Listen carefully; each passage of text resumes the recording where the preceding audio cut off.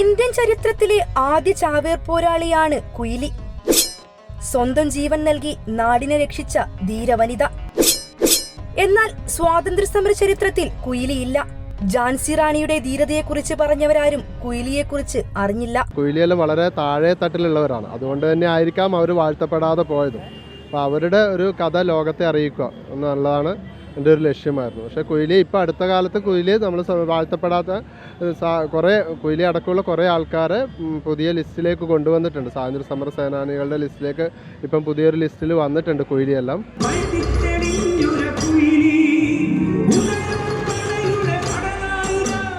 1780 സംഭവം. തമിഴ്നാട് ശിവഗംഗയിലെ രാജ്ഞിയായിരുന്ന വേലുനാച്ചിയാരുടെ വനിതാ സൈന്യത്തിന്റെ സൈന്യാധിപയായിരുന്നു കുയിലി.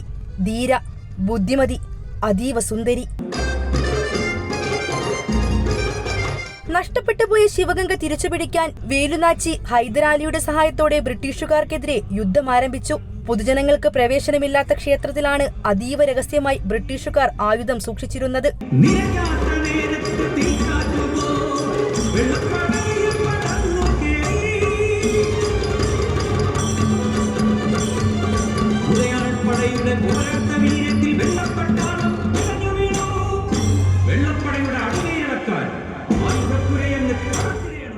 വിജയദശമി നാളിൽ സ്ത്രീകൾക്ക് പ്രവേശിക്കാവുന്ന ക്ഷേത്രത്തിൽ കുയിലി പ്രവേശിച്ചു. നെയ്വിളക്കുകളിലെ എണ്ണ മുഴുവൻ സ്വന്തം ശരീരത്തിലൊഴിച്ച് ആയുധപ്പുരയിൽ കടന്ന് സ്വയം തീ കൊളുത്തി ആയുധപ്പുര പൂർണ്ണമായി ചാമ്പലാക്കി.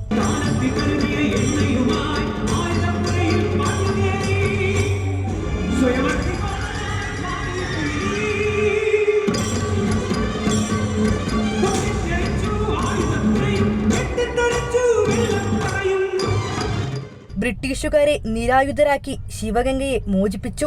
എന്നും എപ്പോഴും വാഴ്ത്തപ്പെടേണ്ട വനിതയാണ് കുയിലി. ആത്മത്യാഗത്തിന്റെയും ധീരതയുടെയും പ്രതീകം. കലോത്സവ വേദിയിൽ നിന്നും ക്യാമറാമാൻ മനോജ് പെരാമ്പ്രയ്ക്കൊപ്പം വർഷ ഗിരീഷ്, അമൃത ന്യൂസ്.